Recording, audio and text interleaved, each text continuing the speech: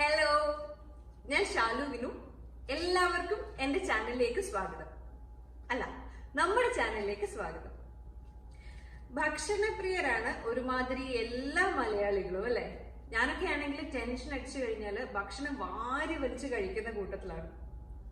അപ്പോൾ നമുക്ക് ഇഷ്ടമുള്ള ഭക്ഷണങ്ങൾ അല്ലെങ്കിൽ നമ്മുടെ തനി നാടൻ കേരളീയ ഭക്ഷണങ്ങൾ എൻ്റെതായിട്ടുള്ള ചെറിയൊരു ടച്ച് കൊടുത്തിട്ട് പുതിയ പുതിയ ഡിഷസ് ആയിട്ട് നിങ്ങളുടെ മുന്നിൽ ഞാൻ അവതരിപ്പിക്കുകയാണ്. കുറേ റെസിപ്പീസ് ഞാൻ ഓൾറെഡി നമ്മുടെ ചാനലിൽ അപ്ലോഡ് ചെയ്തിട്ടുണ്ട്. അതൊക്കെ ഒന്ന് ചെക്ക് ചെയ്ത് നോക്കണേ. പിന്നെ നിങ്ങൾ എൻ്റെ ചാനൽ ഇതുവരെ സബ്സ്ക്രൈബ് ചെയ്തിട്ടില്ലെങ്കിൽ പ്ലീസ് ഒന്ന് സബ്സ്ക്രൈബ് ചെയ്യണം. നിങ്ങളുടെ സപ്പോർട്ട് ഒന്നുകൊണ്ട് മാത്രമാണ് ഞാൻ ഈ ചാനൽ ഇങ്ങനെ ബിൽഡ് ചെയ്ത് വരുന്നത്. അതേപോലെ എൻ്റെ ചാനലിലെ പുതിയ റെസിപ്പീസ് ഒക്കെ നിങ്ങൾക്ക് നോട്ടിഫിക്കേഷൻ വരണമെന്നുണ്ടെങ്കിൽ താഴെ കാണുന്ന ആ ബെല്ലൈക്കൺ കൂടെ ഒന്ന് ക്ലിക്ക് ചെയ്യണേ.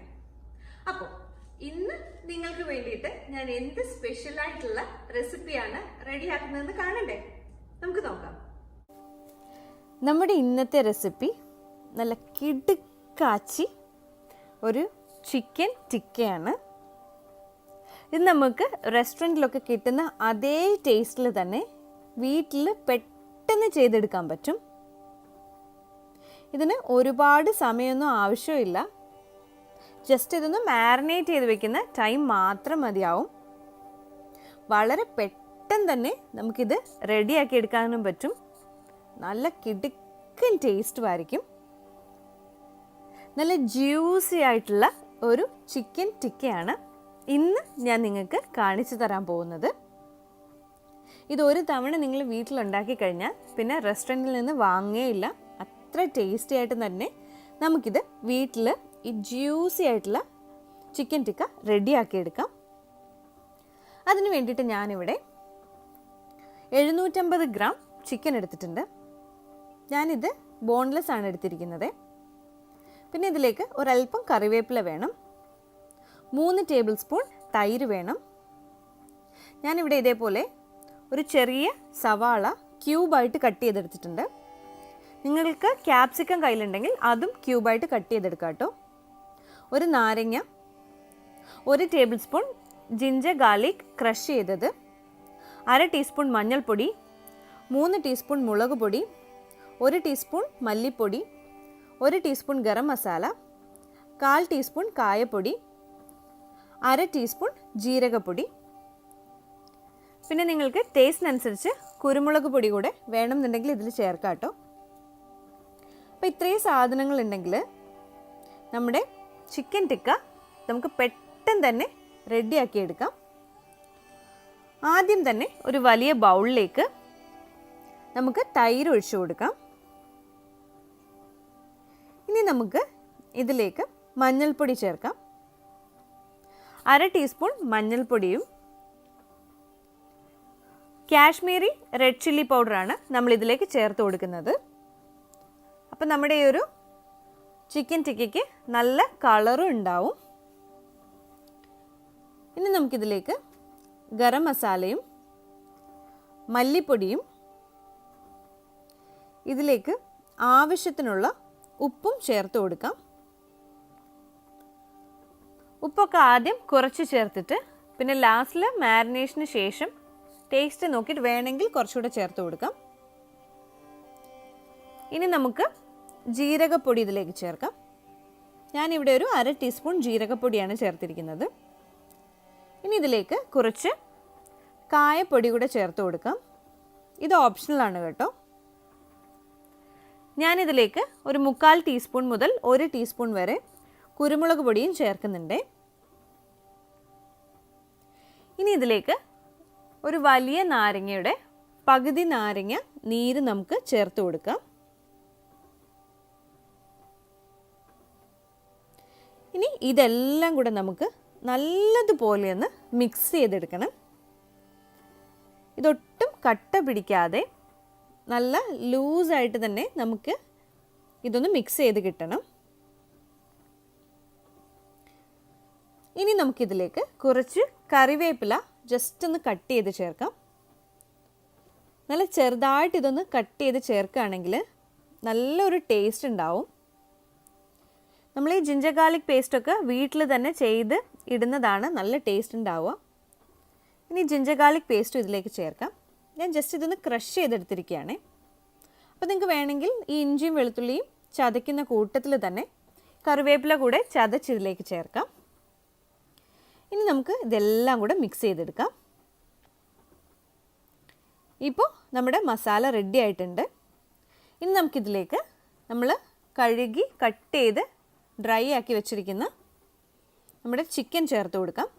ഇതിലൊട്ടും വെള്ളമില്ല കേട്ടോ. ഞാനൊരു ടിഷ്യൂ പേപ്പർ വെച്ചിട്ട് അതിലെ വെള്ളമൊക്കെ ഒപ്പിയെടുത്തിട്ടുണ്ട്. ഇനി ഇതേപോലെ ക്യൂബായിട്ട് കട്ട് ചെയ്തിട്ടുള്ള സവാള കൂടെ ചേർക്കാം. അതിനുശേഷം ഇതെല്ലാം കൂടെ ഒന്ന് മിക്സ് ചെയ്തെടുക്കണം.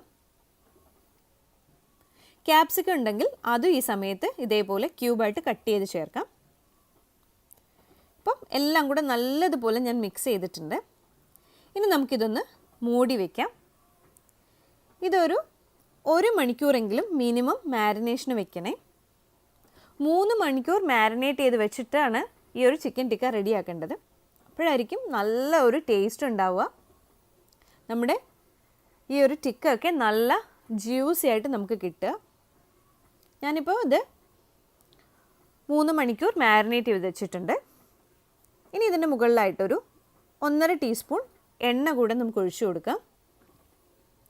അതിനുശേഷം ഇതെല്ലാം കൂടെ ഒന്ന് മിക്സ് ചെയ്തെടുക്കാം.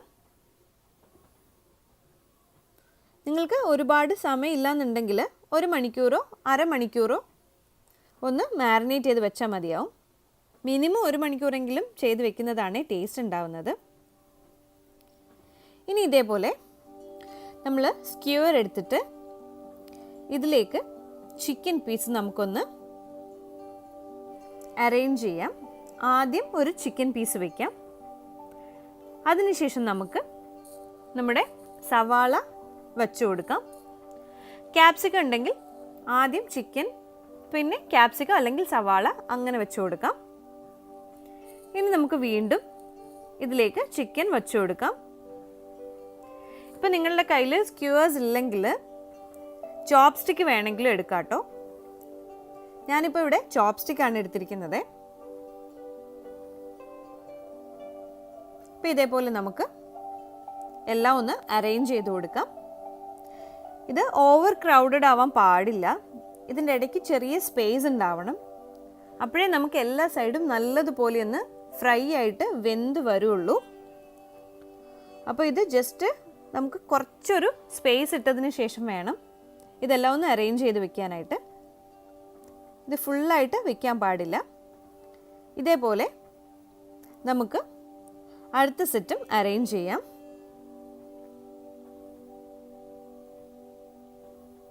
ഇപ്പം ചിക്കനൊക്കെ നല്ല സോഫ്റ്റ് ആയിട്ടുണ്ട്. ഇത് ജസ്റ്റ് നമ്മൾ ഇതിലേക്ക് വച്ചു കൊടുക്കുമ്പോഴേ അറിയാൻ പറ്റുന്നുണ്ട്. തൈരൊക്കെ കുറച്ച് കൂടുതൽ ഒഴിക്കുകയാണെന്നുണ്ടെങ്കിൽ നമ്മളെ ചിക്കൻ നല്ലതുപോലെ സോഫ്റ്റായിട്ട് വരും. നമ്മളിതിൽ നാരങ്ങാനീരും ചേർത്തിട്ടുണ്ട്. അപ്പോൾ ഇതെല്ലാം വെച്ച് മാരിനേറ്റ് ചെയ്ത് വെച്ചത് കൊണ്ടാണ് ചിക്കനൊക്കെ ഇത്ര നല്ല സോഫ്റ്റായിട്ട് വരുന്നത്. ഇതിനിടയ്ക്ക് കുറച്ച് വെജിറ്റബിൾസ് ഇതേപോലെ കഴിക്കാൻ കിട്ടുന്നത് നല്ല ടേസ്റ്റ് ആയിരിക്കും. ഇതേപോലെ അടുത്ത സെറ്റും ഞാൻ അറേഞ്ച് ചെയ്തിട്ടുണ്ട്.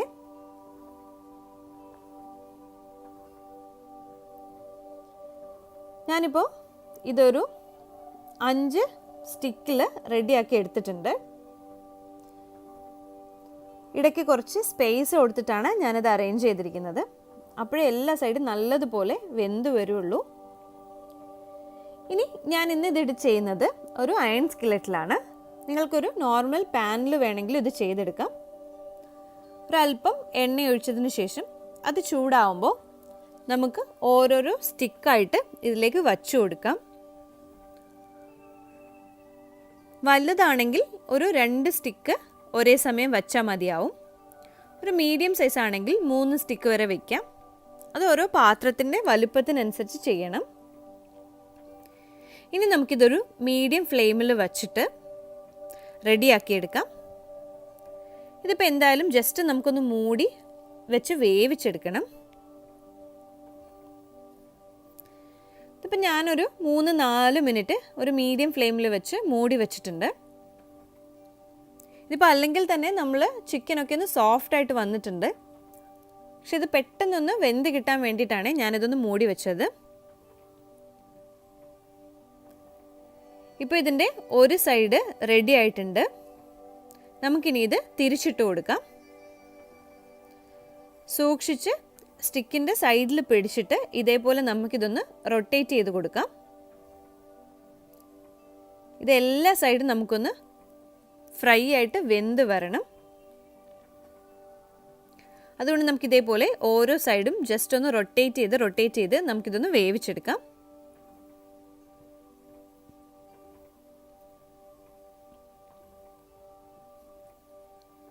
ഇതൊരു മീഡിയം ഫ്ലെയിമിൽ വെച്ചിട്ട് തന്നെ വേണം നമ്മളിത് ചെയ്തെടുക്കാനായിട്ട്.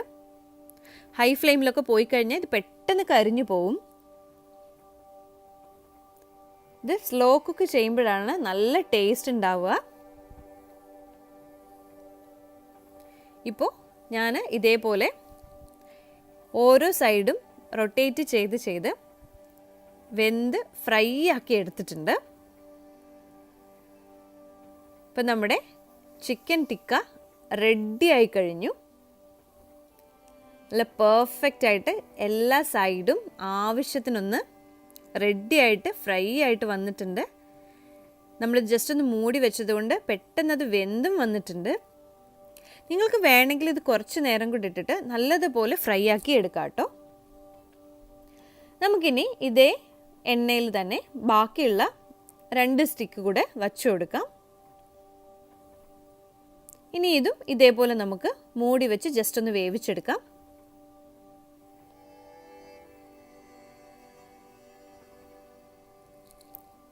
അപ്പം ഇതേപോലെ തന്നെ നമുക്ക് ഇതിൻ്റെ എല്ലാ സൈഡും ഒന്ന് റെഡി ആയിട്ട് വരുന്നവരെ ജസ്റ്റ് ഒന്ന് റൊട്ടേറ്റ് ചെയ്ത് കൊടുക്കണേ. ഇപ്പോൾ ഒരു സൈഡ് പെർഫെക്റ്റ് ആയിട്ട് വന്നിട്ടുണ്ട്. നമുക്ക് അടുത്ത സൈഡും ഇതേപോലെ റെഡിയാക്കി എടുക്കണേ.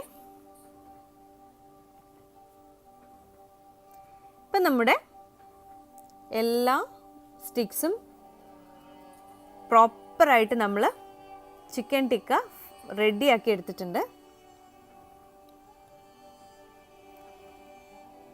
നമ്മുടെ ടേസ്റ്റി ആയിട്ടുള്ള ചിക്കൻ ടിക്ക റെഡി ആയി കഴിഞ്ഞു.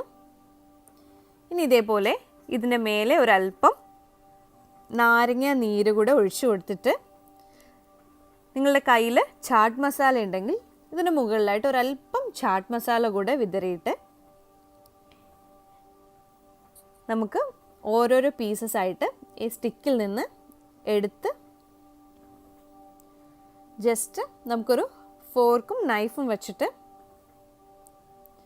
ഇതൊന്ന് കട്ട് ചെയ്ത് കാണിക്കാം കേട്ടോ. ഞാൻ ഇപ്പോൾ കാണാൻ പറ്റും നമ്മുടെ ചിക്കൻ ടിക്ക എത്ര പെർഫെക്റ്റ് ആയിട്ട് വന്നിട്ടുണ്ടെന്ന്. നല്ല ജ്യൂസി ആയിട്ട് സോഫ്റ്റ് ആയിട്ടുള്ള ചിക്കൻ ടിക്കയാണ് ഇന്ന് നമ്മൾ ഇവിടെ റെഡിയാക്കി എടുത്തിട്ടുള്ളത്.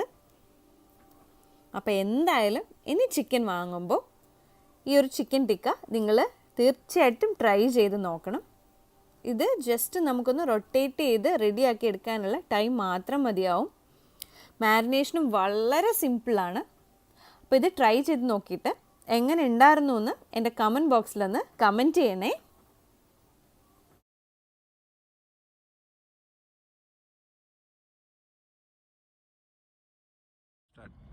നിങ്ങളെൻ്റെ ചാനൽ ഇതുവരെ സബ്സ്ക്രൈബ് ചെയ്തില്ലെങ്കിൽ എല്ലാവരും ഒന്ന് സബ്സ്ക്രൈബ് ചെയ്യണേ.